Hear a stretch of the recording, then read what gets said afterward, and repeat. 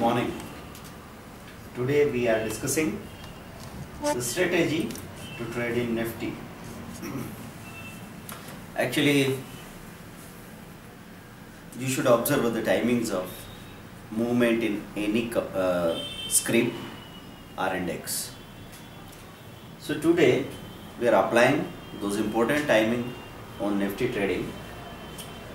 Suppose on 13th December there were global markets mixed on 13th December, and there was 3 days continuous downfall, and after that we'll have to see the changing scene. So suppose on 13th December we are seeing Nifty is trading above the ATP after 3 days downfall. 3 दिन की गिरावट के बाद वो ATP के ऊपर आई है और मेंटेन कर रही है. बायर्स ज़्यादा हैं ग्लोबल मार्केट्स में. अगर एशियन मार्केट प्लस है और थोड़े से American market US market minus हो तो कोई दिक्कत नहीं, सपोर्ट करेगी ये चीज़. तो चीज़ें गैप डाउन खुल जाएगी और उसके बाद रिकवरी आने की चांसेस बनते हैं. सो what can do in Nifty? What can we do?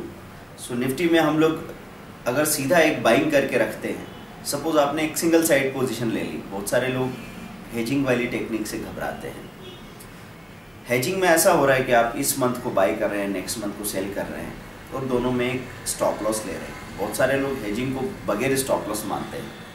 That you bought Nifty of December and sold the Nifty of January and you are having no stop loss.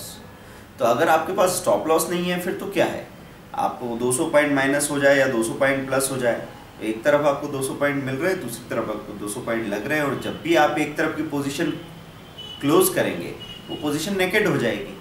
तो उसको हम लोग हेजिंग नहीं बोलते हैं. हम लोग हेजिंग बोलते हैं किसी पर्टिकुलर सपोर्ट या रेजिस्टेंस लेवल के पास में जब एक छोटे से स्टॉप लॉस को लेकर आप अपनी पोजीशन बनाते हैं दोनों सीरीज में, उसको हेजिंग कहा जाएगा. तो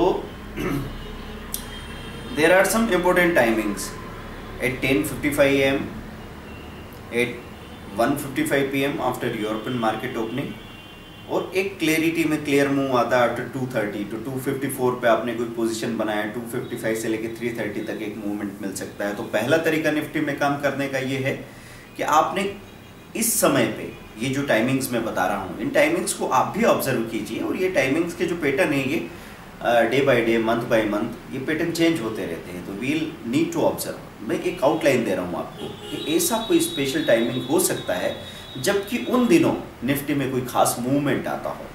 तो हम लोग देख रहे हैं कि वहाँ पे हमने एक निफ्टी का दिसंबर का बाइंग किया, जनवरी का सेलिंग किया, 10 पॉइंट या 15 पॉइंट का स्टॉप लॉस ले लिया. चार्ट देख के ये चीज़ डिसाइड की जाएगी.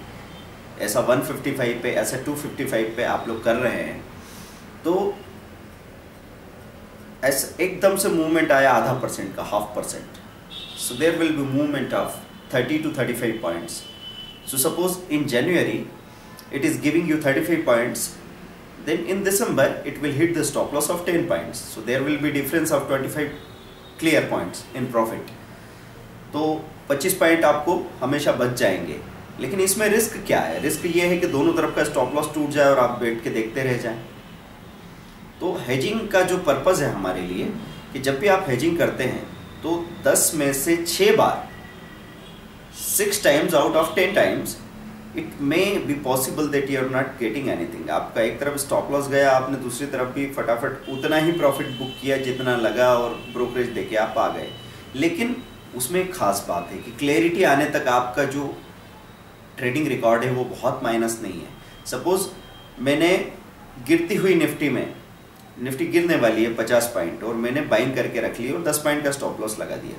तो वहाँ क्या परेशानी है कि जब मैं अपोजिट डायरेक्शन में हूँ, मेरा 10 पॉइंट का स्टॉप लॉस ही नहीं जा रहा, मेरी 50 पॉइंट की अपॉर्चुनिटी दूसरे डायरेक्शन में जा रही है. इसलिए मैं कहता हूँ कि हेजिंग में आपको आधा प्रॉफिट मिलता है लेकिन फ्रिक्वेंटली मिलता है. आप कोई भी अपॉर्चुनिटी को मिस नहीं करते. तो पूरे दिन बाजार एक रेंज में घूमता रहता है और फाइनली आफ्टर 2:30 अचानक से एक मूवमेंट आता है जो कि बहुत बड़ा होता है. और वो मूवमेंट किसी भी डायरेक्शन में जा सकता है, इसलिए हेजिंग वालों को उस चीज़ का फ़ायदा मिलता रहेगा। अब एक बुरी बात है हेजिंग में कि आपको लगता है कि आपका डबल ब्रोकरेज और टैक्सेस लग रहे हैं, लेकिन आपको ये भी चीज़ कैलकुलेट करनी पड़ेगी। You need to calculate that whether your loss is bigger or brokerage and taxes cost is bigger. What is big? अगर आपका ब्रोकरेज टैक्स कॉस्ट, मेरा ये मानना है कि वो हमेशा कम ही रहेगा, आपके लॉस से तो छोटा ही रहेगा, और धीरे धीरे उस पर काम किया जा सकता है। और एक चीज़ होती है दूसरा जो मेथड कि आप सिंगल साइड इन टाइमिंग्स पे, जो भी टेक्निकली हमको दिख रहा है कि अगर वो एवरेज एटीपी से नीचे है, मेंटेन कर रही है, सेलर ज़्यादा है और नीचे जा रहा है इंडेक्स, मार्केट सपोर्ट नहीं कर रहा है, तो हम सेलिंग कर दें या बाइंग कर लें और बहुत छोटा स्टॉप लॉस लें। तो ऐसा मान के फिर तो मैं कहूँगा कि आप 8 पॉइंट 10 पॉइंट का स्टॉप लॉस ही लीजिए और कैलकुलेट कीजिए कि 3 बार I am going for 3 times 24 point और 25 point total risk. So by once with 10 point stop loss or 8 point stop loss, then after a gap after 10:55 you try at 155, after 155 you try at 255, and if all the SL hit you just be calm and sit down। अगर सारे stop loss चले गए हैं तो आप ठीक है उसको बिल्कुल एक्सेप्ट कर लीजिए जैसे आप प्रॉफिट को करते हैं, और ये जो नुकसान हुआ है इसको हम टुकड़े टुकड़े में कल रिकवर कर लेंगे when there will be clarity. ठीक है, तो ये चीज़ आप निफ्टी में, बैंक निफ्टी दोनों में अप्लाई कर सकते हैं। अभी मैंने स्पेशली निफ्टी के बारे में चर्चा की, और जब इस तरह की शुरुआत करेंगे हेजिंग की तो इसमें बाद में तो बहुत कंफर्ट आ जाएगा आपको, but in the beginning you are very very confused. मतलब एक साथ चीज़ें कभी ऊपर जाती है कभी नीचे जाती है। So if it is going higher then again it is coming to lower side, तो आपको बार बार ऐसा लगेगा अरे उधर बुक कर लेता, फिर यहाँ नीचे आने पे वापस बाय कर लेता, फिर ऊपर सेल कर देता, बाय कर लेता। ऐसा मेंटली आप एक चीज़ मन में सोचते रहते हैं, पर ऐसा आप कर नहीं पाते। एक्सपीरियंस होने का मतलब यही है कि आप ये समझ पाओ कि जो थ्योरेटिकली आप चार्ट देख देख के सोचते रहते हैं वैसा किया जाना मुश्किल है, और आपको पोजीशन बना के चुपचाप बैठना होता है और टाइम आने पे फर्म डिसीजन लेके निकल जाना होता है। बस that's the method. Thank you very much, bye.